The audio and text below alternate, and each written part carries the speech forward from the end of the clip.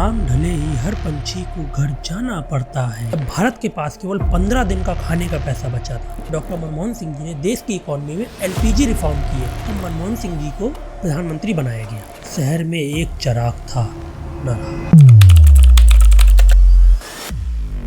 शाम ढले ही हर पंछी को घर जाना पड़ता है, कौन खुशी से मरता है, मर जाना पड़ता है। नमस्कार दोस्तों, कल देश को एक बहुत बड़ा लॉस हुआ जिसकी भरपाई कर पाना नियरली इम्पॉसिबल है। कल देश के फॉर्मर प्राइम मिनिस्टर और इकोनॉमिस्ट डॉक्टर मनमोहन सिंह जी का स्वर्गवास हो गया। इतिहास हमेशा उन्हें सेवियर ऑफ इकोनॉमी के रूप में याद रखेगा। डॉक्टर साहब का जन्म 1932 में तब के हिंदुस्तान और आज के पाकिस्तान में हुआ था। पार्टीशन में दंगों से परेशान होकर वे पंजाब अमृतसर में आकर बस गए।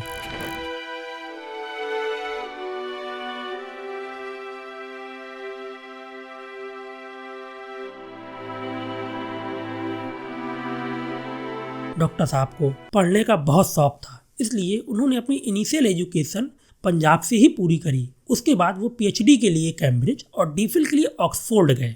डॉक्टर साहब भारत के फाइनेंस डिपार्टमेंट से 1971 से ही जुड़े थे और भारत को फाइनेंशियली इंडिपेंडेंट बनाने में डॉक्टर साहब का बहुत बड़ा कंट्रीब्यूशन। डॉक्टर साहब लगभग 45 साल तक भारत की इकोनॉमिक ग्रोथ में डायरेक्टली इन्वॉल्व रहे। आज आप जो भारत में इकोनॉमिकल बूम देख रहे हैं उसमें डॉक्टर साहब का बहुत बड़ा कंट्रीब्यूशन है। लेकिन एक समय ऐसा भी था जब भारत के पास केवल 15 दिन का खाने का पैसा बचा था। हम पीपीपी के मामले में सबसे आखिरी पायदान पे आ गए थे। हमारे पास केवल 15 दिन के फॉरेक्स रिजर्व बचे थे। तब उस समय की पीवी नरसिम्हा राव सरकार में डॉक्टर साहब फाइनेंस मिनिस्टर थे और पीवी नरसिम्हा राव ने डॉक्टर साहब को फ्री हैंड दे दिया था इस क्राइसिस से निपटने के लिए। और डॉक्टर मनमोहन सिंह जी ने एक बहुत बड़ा कदम उठाया। उन्होंने भारत के गोल्ड को यूके में गिरवी रख दिया और 300 करोड़ का लोन लिया। इस कदम की उस समय पूरे देश में आलोचना हुई थी। पूरे देश ने इस कदम का विरोध किया था।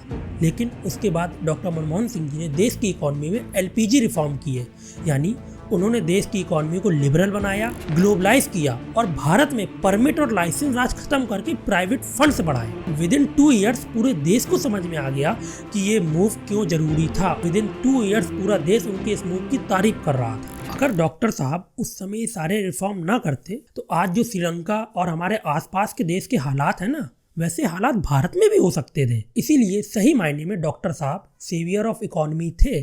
और अगर हम कहें कि उस समय वे सेवियर ऑफ इंडिया थे तो ये बात गलत नहीं होगी। सन 2004 में जब यूपीए इलेक्शन जीता तब मनमोहन सिंह जी को प्रधानमंत्री बनाया गया। एज अ प्राइम मिनिस्टर भी उनका टेन्योर बहुत अच्छा रहा। हालांकि उन्होंने कभी चुनाव नहीं लड़ा, वे हमेशा पार्लियामेंट राज्यसभा के माध्यम से ही पहुंचे। जब डॉक्टर साहब प्रधानमंत्री बने तो उनका मेन फोकस लिटरेसी और भारत के इकोनॉमिक बूम पर था। इसके अलावा उन्होंने इस चीज पे बहुत ज्यादा फोकस किया कि लोगों के पास ज्यादा से ज्यादा राइट्स पहुंचे। इसके लिए उन्होंने राइट टू एजुकेशन, मतलब कि हर 6 से 14 वर्ष के बच्चे को एजुकेशन का अधिकार दिया। उन्होंने नए आईआईटी भी बनाए। सन 2008 और 2009 डॉक्टर साहब के टेन्योर में बहुत इंपॉर्टेंट ईयर्स थे। 2008 में जब पूरा वर्ल्ड ग्रेट रिसेशन से जूझ रहा था, उसके बाद भी डॉक्टर साहब ने भारत की इकोनॉमी को स्टेबल रखा, भारत को मंदी से बचाया। बाद में उन्होंने अपने एक इंटरव्यू और स्पीच में कहा भी था कि मैंने भारत को मंदी से निकाला है, और ये बिल्कुल सही बात। इसके बाद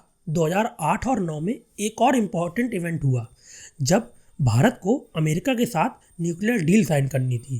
कांग्रेस के अलायंस पार्टनर लेफ्ट ने ये धमकी तक दे दी थी कि अगर डॉक्टर साहब ये डील साइन करेंगे तो वो उनका साथ छोड़ देंगे, जिससे कांग्रेस की सरकार गिर भी सकती थी। लेकिन डॉक्टर साहब ने अपनी पार्टी और सरकार को प्रायोरिटाइज नहीं किया, उन्होंने देश को प्रायोरिटाइज किया और ये डील साइन की, जिससे भारत को ऊर्जा की जरूरतें पूरी करने में बहुत हेल्प मिली। इस डील का फायदा कांग्रेस को भी हुआ, जिसकी वजह से 2009 के इलेक्शन में कांग्रेस को 200 प्लस सीटें मिली। इसके अलावा डॉक्टर साहब ने राइट टू वर्क के अंडर नरेगा की स्कीम भी शुरू करी, जिसे हम आज मनरेगा के नाम से जानते हैं। इस स्कीम के अंदर आपको 100 दिन का रोजगार मिलेगा। अगर ऐसा नहीं होता तो आपको बेरोजगारी भत्ता मिलेगा। इस स्कीम से भारत को ग्रामीण बेरोजगारी से निपटने में बहुत सहायता मिली और गांव में भी लोग काम कर पाए। इसके अलावा भी डॉक्टर साहब ने देश की जनता को राइट टू इंफॉर्मेशन का अधिकार दिया, जिस अधिकार के अंतर्गत आप सरकार से सीधे सवाल पूछ सकते हैं और सरकार को आपके सवालों का जवाब 30 दिन के अंदर देना होगा।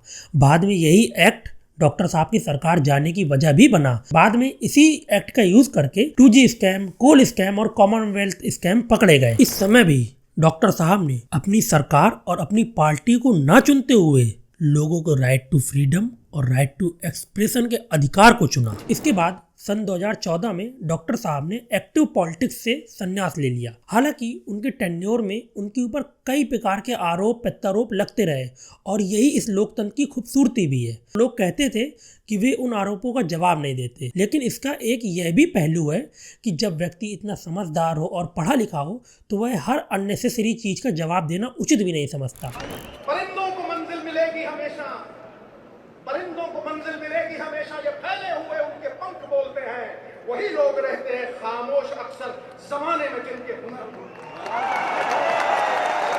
इसके अलावा डॉक्टर साहब लैंग्वेज और लिटरेचर के बहुत अच्छे जानकार थे। अगर आप उनके संसद की पुराने स्पीच भी सुनेंगे तो आप देखेंगे कि उन्होंने कितने कठिन और बड़े सवालों का जवाब सिर्फ एक शेर में दे दिया है। A poet has said, हमको है उनसे वफा की उम्मीद जो जानते नहीं वफा क्या है। डॉक्टर साहब ने भारत के लोकतंत्र को हमेशा सबसे ऊपर रखा। इवन मृत्यु के कुछ दिन पहले भी व्हील चेयर में होने के बावजूद वे पार्लियामेंट में वोट डालने आए। मुझे डॉक्टर साहब का एक स्टेटमेंट याद आता है जो उन्होंने बहुत पहले दिया था कि media wasn't kinder to me but history will be. और हाँ, जब भी इतिहास में डॉक्टर साहब का नाम लिया जाएगा अदब के साथ लिया जाएगा। और अंत में डॉक्टर साहब के योगदान को याद करते हुए और उनको श्रद्धांजलि देते हुए मैं सिर्फ एक शेर कहना चाहूँगा। एक रोशन दिमाग था न रहा, शहर में एक चिराग था न रहा। और शायद यह देश के लोकतंत्र की ही खूबसूरती है, जहाँ पर एक रिफ्यूजी बच्चा देश का प्रधानमंत्री बना और मरते दम तक इस देश की सेवा करता रहा। भारत जिंदाबाद, भारत का लोकतंत्र जिंदाबाद।